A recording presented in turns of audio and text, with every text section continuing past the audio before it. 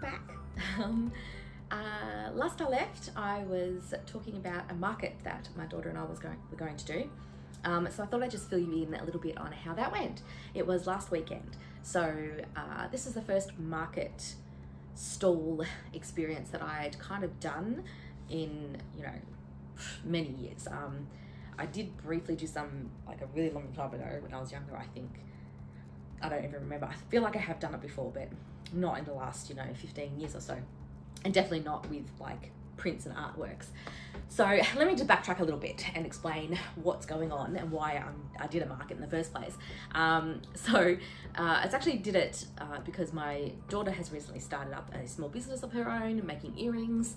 And so we did a local market a few weeks ago, and that was our first market experience, but it was a really, really bad day weather-wise. So there was hardly anybody at the market. Even half of the stall holders didn't turn up because it was super windy and not a great day for a market. So it was a bit of a, not a great experience. And so we sort of thought to ourselves, okay, let's have another crack. And this time we kind of sourced a market that was specifically for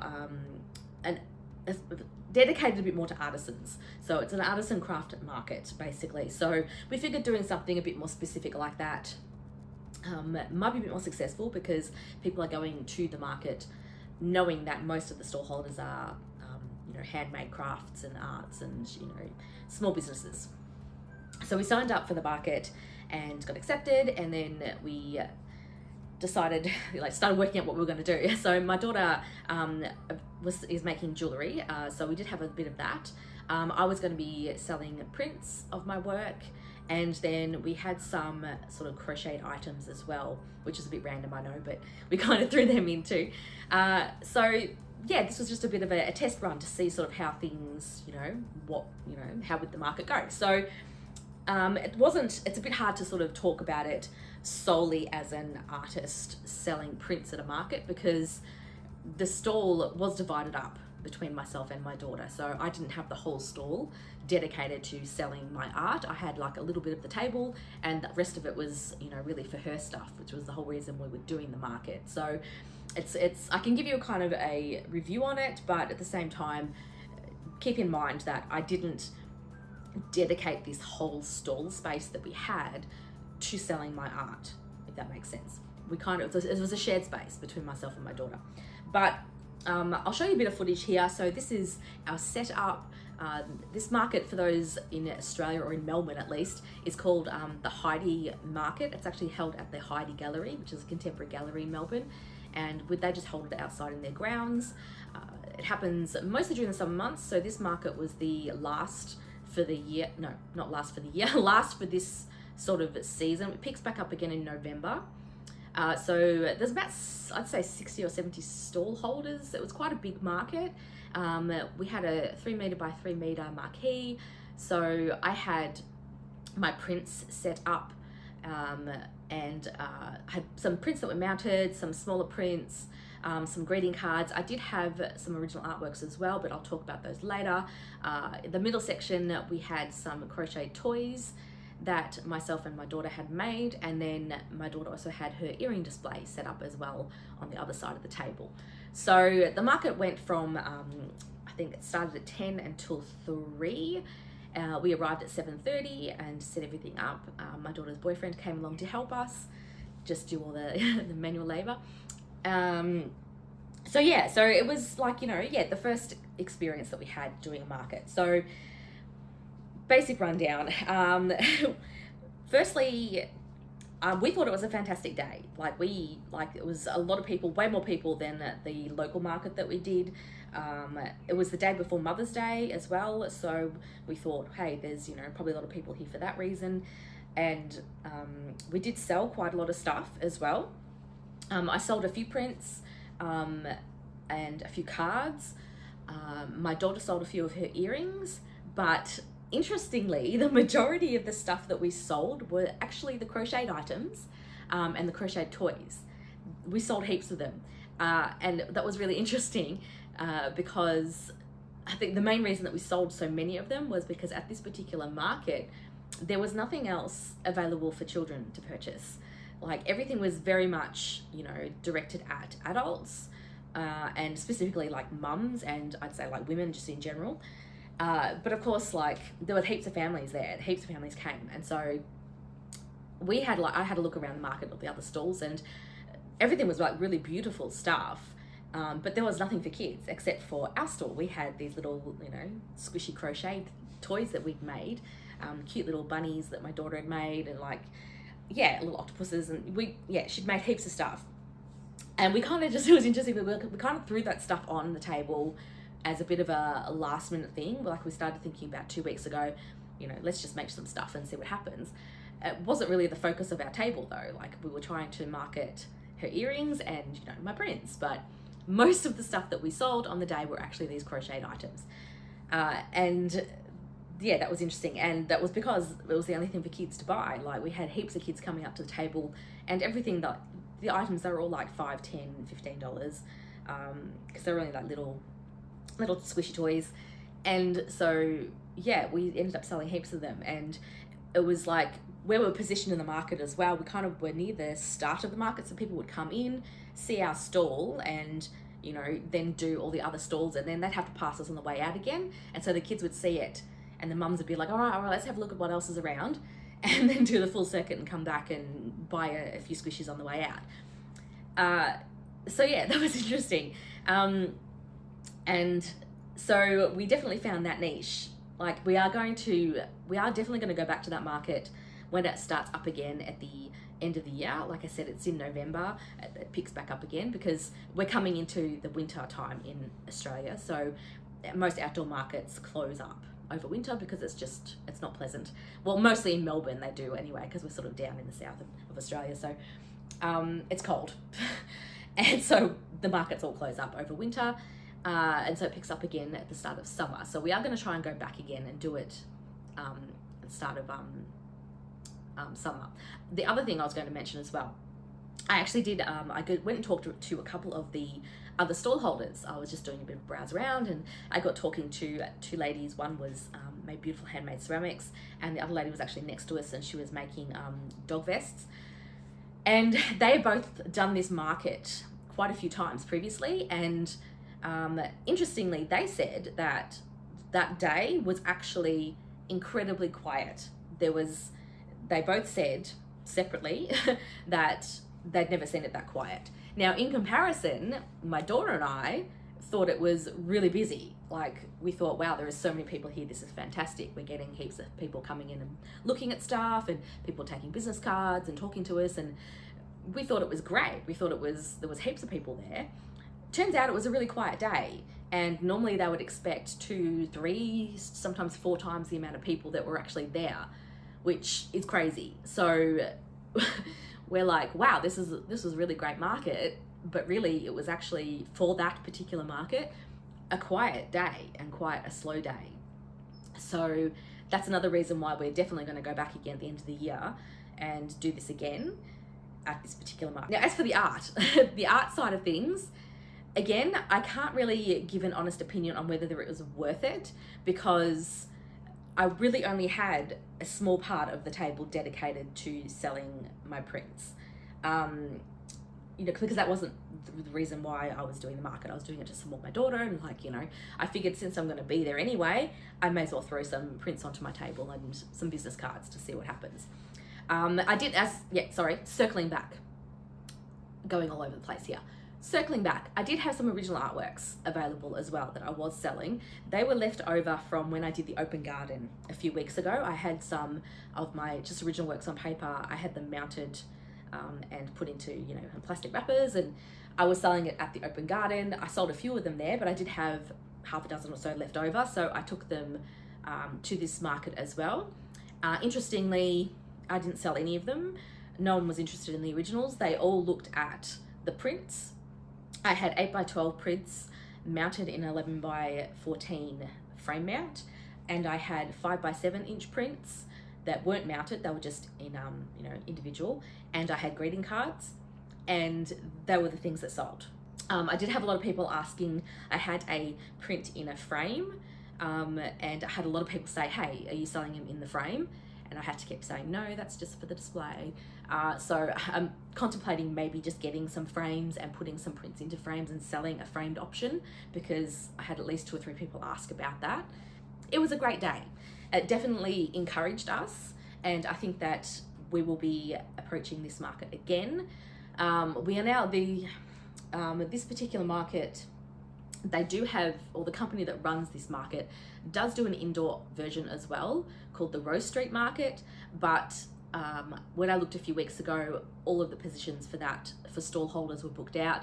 I looked again recently and they're all booked out still, but I've put myself on a waiting list. So if we do get approached by them and a position opens up for a stall, we may take that on board as well and maybe do some of those. As far as like making, like the money that we made, if you include the price of renting the stall space, we had a fee for that. I did have to purchase a marquee, we had to purchase an extra table, and we had to purchase a few different stall items. I had to purchase all of my prints and the mounts for them. So you add up all of the expenses that we put towards it. We definitely did not break even, but we did make a bit of money. We did make a bit of it back. I'd say more than half. I definitely covered the cost of the stall, and my daughter definitely covered the cost of her materials, but you know, the cost of the prints and things I didn't recover at this market, but I can continue to sell these prints at other markets. So you know, they're just sitting in a tub, and if we do more, I'll just bring them back out again. So yeah, I think that's all I have to say about that. As far as the first market rundown goes, it was good. It was positive. It went well.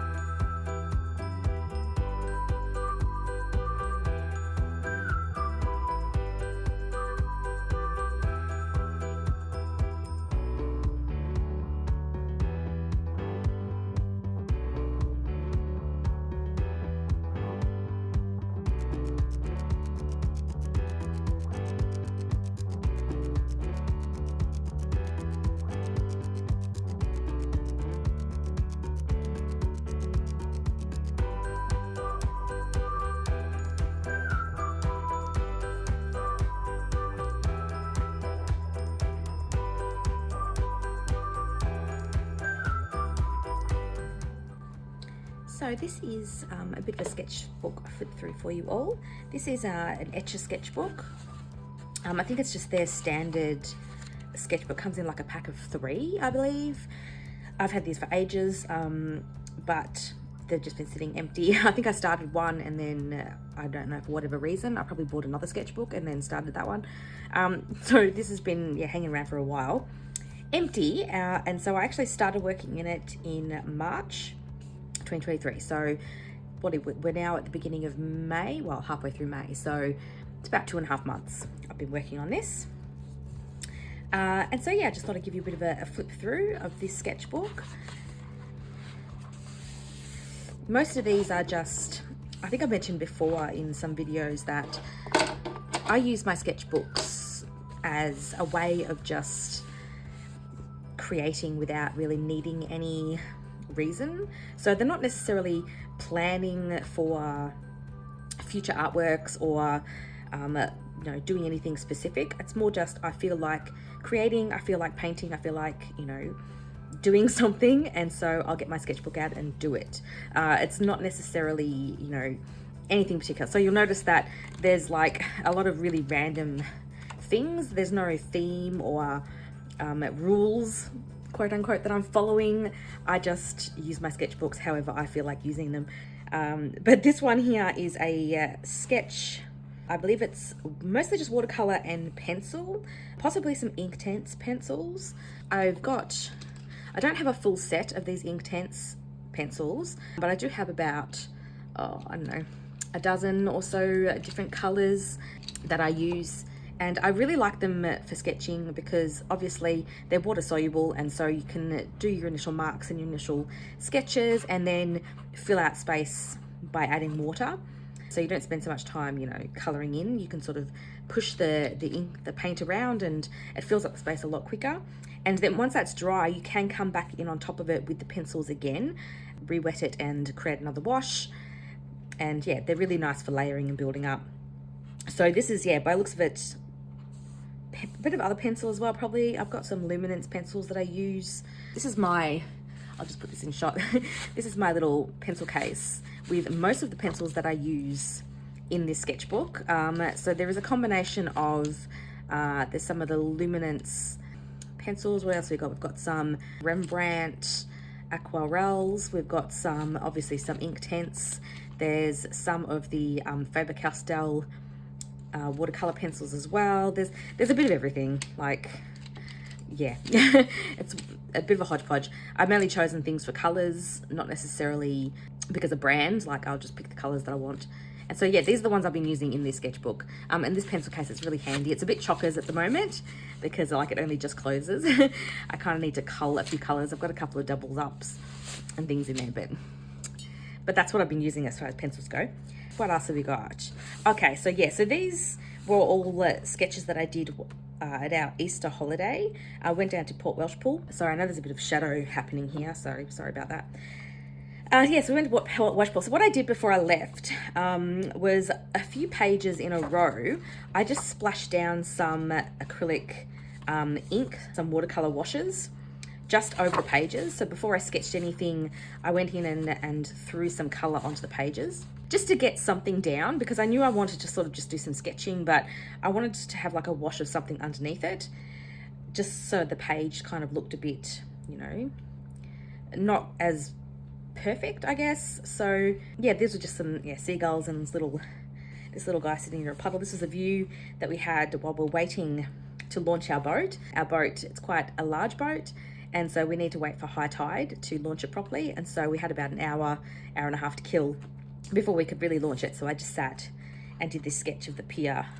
Again, this is mostly, there's a bit of pencil, a few washes of, bit of watercolor washes, a few bits and pieces. There's another sketch I did in the same day. Again, just waiting for the water level to get high enough for us to launch our boat. Again, I still had this wash and this yellow wash on the page first, and then sketched over the top of it. So there's some brush pen on here. These are, I think I mentioned them in my previous video. These are the Pentel brush script pen. This is what I did all these dark sketches with. Again, this is a little, you know, study that I did while I was at the gallery when my exhibition was happening in the gallery in Hillsville. There was some of these, someone had brought in some autumn leaves and put them in a vase, and so I was just sketching those to kill time. There's quite a lot of different things in this. There's some of the brush pen, there's some fine liner, watercolor, a bit of pencil. I think this is gouache. It's just, you know, it's a bit of a hodgepodge of a few different things. I did some of these sketches while I was waiting in the gallery as well. Again, this was another page that I added this blue ink on the page first. So this blue ink was already there, and then I sketched on top of it. Again, this was done using the Pentel brush pen. So these brush pens are, they're not waterproof. They are actually water soluble. So I did all of these, I did all the paint first. So I did washes of color with some watercolor first, and then I came in later on and sketched on top of it with the pen. I really like the effect that this had. These ones turned out a bit dark. Some of these, I think there was a wash of color on here already, and I think I got a little bit too dark in the first wash that I did, and then layering more stuff on it, it's just made it darker and darker. But yeah, I don't mind. The sketches are nice, but they're just, yeah, they're a little bit dark. I overworked it a little bit. This is just another sketch from a photograph. Again, I did all the colors and the wash first, and then I came back on top of it with the pen.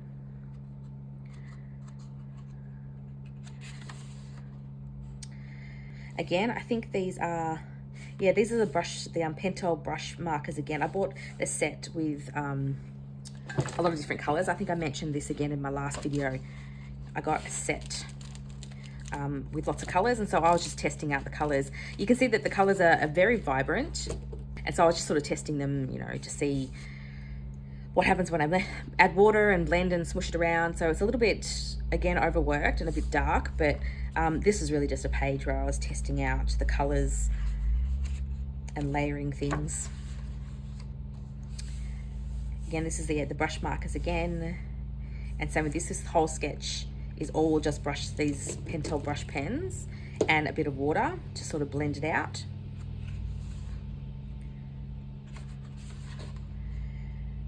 This is another sketch that I did with pens, and then I added pencil on top. I think I just sketched it all out with the pen first, and then I came in with this pencil. This was just a random reference photo I found on Pinterest. Yep, some more leaf studies. Looks like a bit of pencil on top of that as well. This is another study. I think this was done from a photo. Again, I think I did all the washes first. It looks like this is a bit of Inktense as well. Pencils in this hill back here, and maybe on here as well. And then, yeah, I can't remember if I might have sketched in with the pens first, actually, using one of the darker brown pens, and then added color on top. But you can see, because they're water soluble, it does bleed quite a bit, so you can lose control of it very quickly. So you kind of have to be a bit careful about, you know, how much water you add to the page, because it will just blend. I probably came back on top of it again and redefined some of those lines afterwards. This is just some more playing around with these Pentel brush pens. Again, so I probably started with the sketch, and then I've added water and blended some of the color with water, and then I've come back on and sketched it over the top with the pen again. And same with this has got a bit of pencil in it too.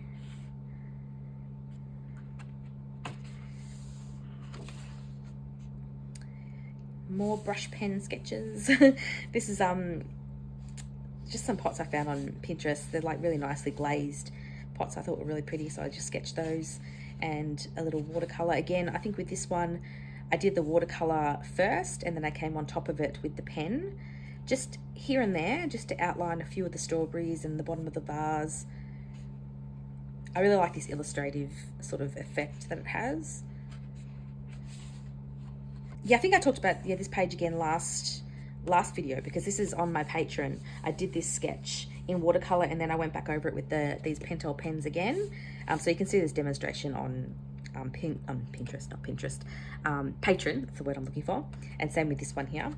These were just a few little tests. I bought, what is this, Daniel Smith's Cerulean Blue Chromium, and I was just comparing it to the Manganese Blue, because I knew they'd be different, but I was a little bit worried when I first opened up the tube of the Cerulean Blue. I was a little bit worried that it was a little bit too close to the Manganese, and I thought, oh, maybe I've doubled up on the same sort of color, but there are actually differences. This one is much greener, and this one is definitely a lot more of a cooler color, so that was okay.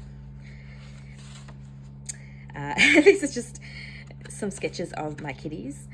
This is a good example of, you know, showing you that not every page in a sketchbook is going to be amazing.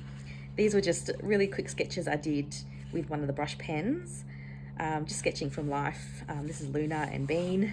I'm not a fantastic, you know, animal sketcher. She looks a little bit cursed, but yeah, and then I just added some watercolor around. But yeah, I do really enjoy sketching with these pens though. You can see how, if I hold it up a little bit, hopefully it can focus on the page. You can see you can get so many beautiful marks. You can get some really thin marks. And again, like adding water will wash the ink in the pen, and you create these beautiful watercolor effects, and then come back in again once it's dry with more pen. So they're really fun to sketch with. That is one thing. This was a sketch I did while sitting in the car, waiting for my daughter to have a job interview. This is an old pizza shop in our street. This is actually going to be bulldozed, and they're going to build a new sort of shopping centre on top of it all.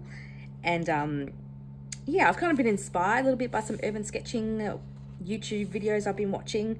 So I thought I'd have a crack at some urban sketching, which is something that I don't ever do.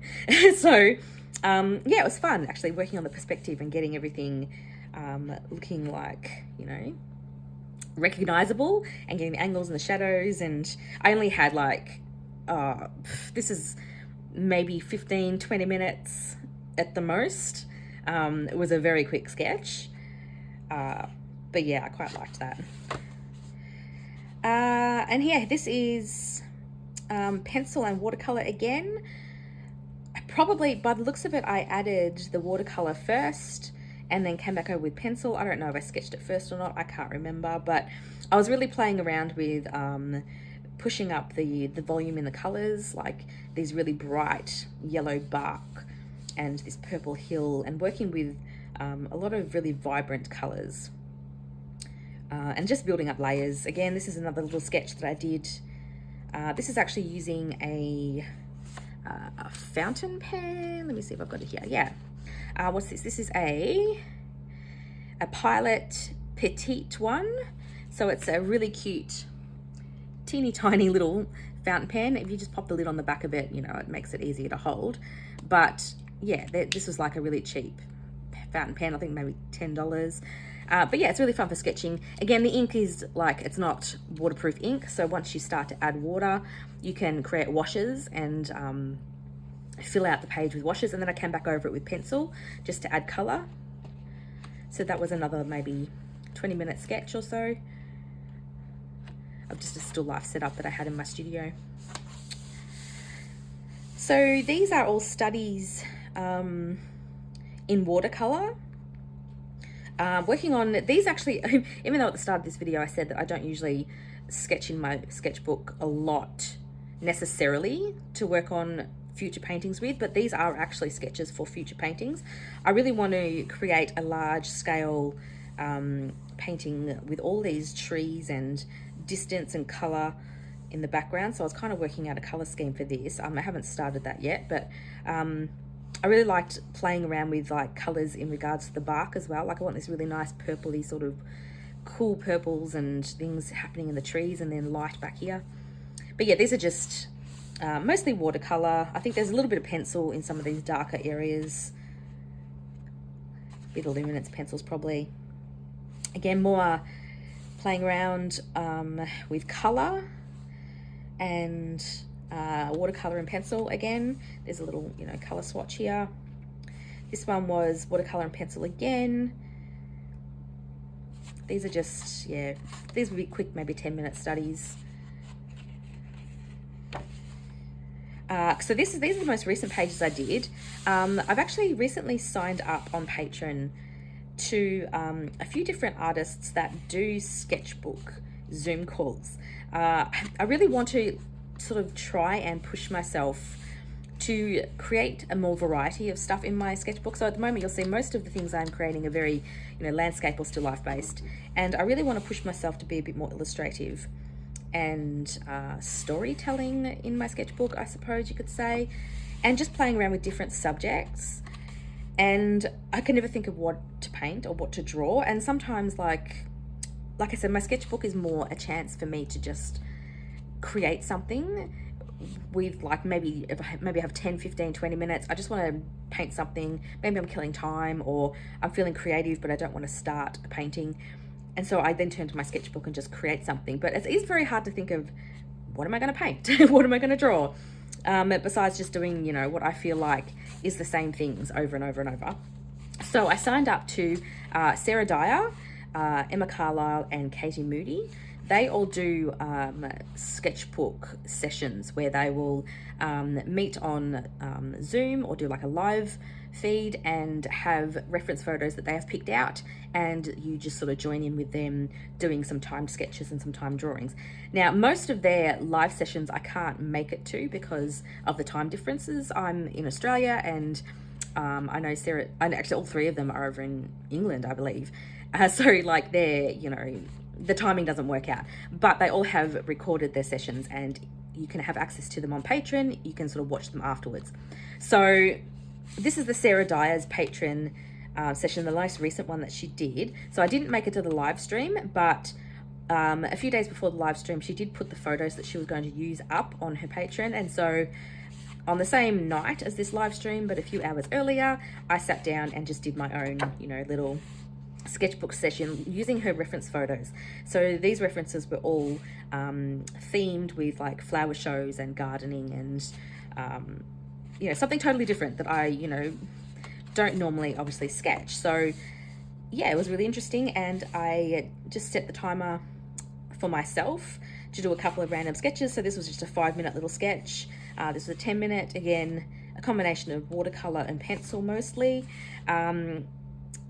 This was like another, I can't remember, I didn't write the time for this one, but this was 10 minutes. This little guy was, you know, maybe 5 minutes. But yeah, these were really fun. And these were in some more. Like, obviously I don't draw a lot of people, so this was really interesting for me to do. This guy was like, he looks a little bit cursed, but he was really cute. He was showing off his flowers. This was 20 minutes. I love these two. I love how this one came out. Sort of like, you know, trying to simplify the face without, you know, losing the expression. And yeah, so this was really good too. I like that one. This was a 1 hour that I did of one of the photo references.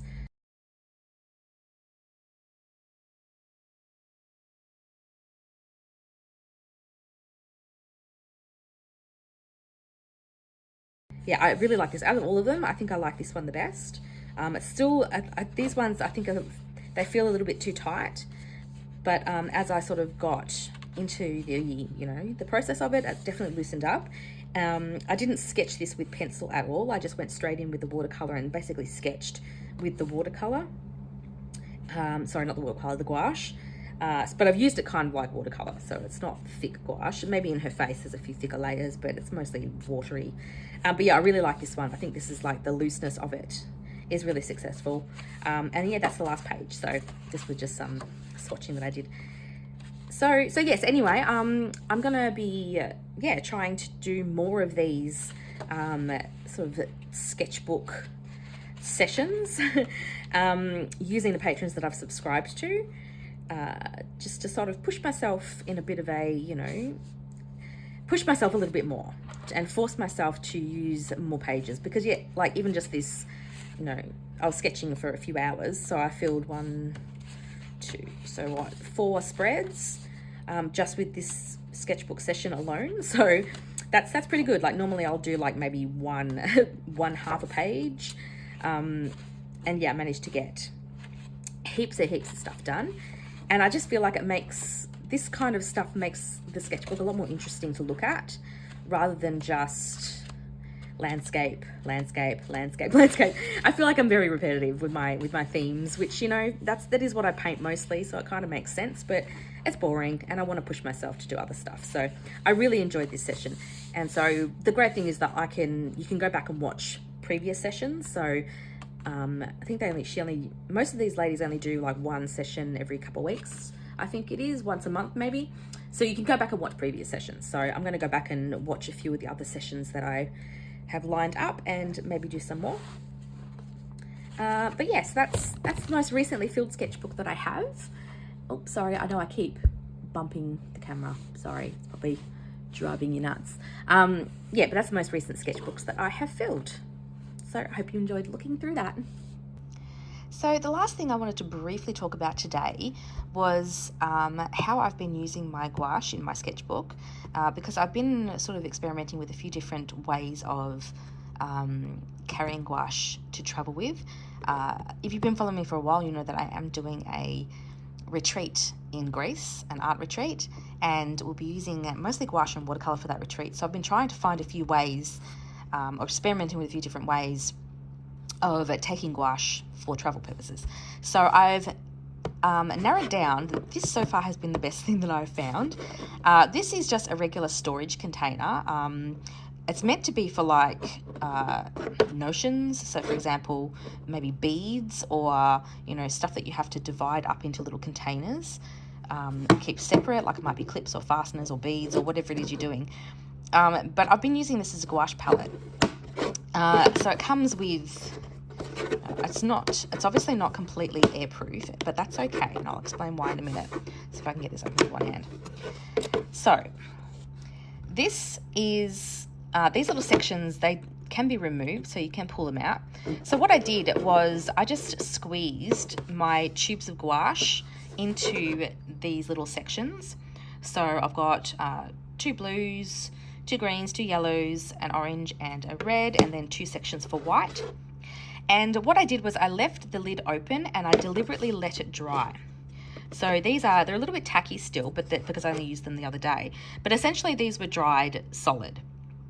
And so then to use them, what I do is get this little squirty bottle, give it a spritz, and wet everything down. And then they're ready to go, and I can use it as a little travel palette. So I've got this surface to mix on here, but I do also have like a little palette that I've just been using to mix colours on. But if I was taking this outside, and I have taken it with me in a few places to do some of these sketches, it's like super, super easy to just grab and go. It's basically the same as a watercolor palette, and the gouache, it reactivates really easily. This is not acrylic gouache, it is actually genuine gouache, so it never fully dries, and so as soon as I wet it, it reactivates just like watercolor, and I've got these opaque colors again that I can use. And I've tried using gouache. Look, it depends. It's a personal preference thing. A lot of artists prefer to use gouache wet straight out the tube. I have found through my own trial and error and experimenting, I actually prefer it dry like this and re-wetting it. I find that it just, when I work from the tube, I have a habit of layering it too thick, whereas this, because of their thin washes, it's much easier to control the thickness of it. So for example, this here it's a gouache. I just showed you this in the sketchbook look through. So it does have pencil on it, but you can see that the gouache is still opaque. It's still showing up. I can still layer lights on darks and it still shows up as opaque, and you still get that beautiful layering of it. But it's not too thick. I found that when I was using it wet, I just make it too thick and it just doesn't work the way I want it to. So this is how I've been using it lately, and by lately I mean at least the last probably 3 weeks, and I'm really happy with this. And so I'm now going to recommend that all my students that are coming to my workshop in Greece, because we are going to be using gouache outdoors a lot, I'm really going to recommend that they create a little palette like this. And like this container this was quite a small one. It's only got 10 compartments. It was like maybe $3. You can get bigger versions of this as well, that has like 12, 15, 20 colors.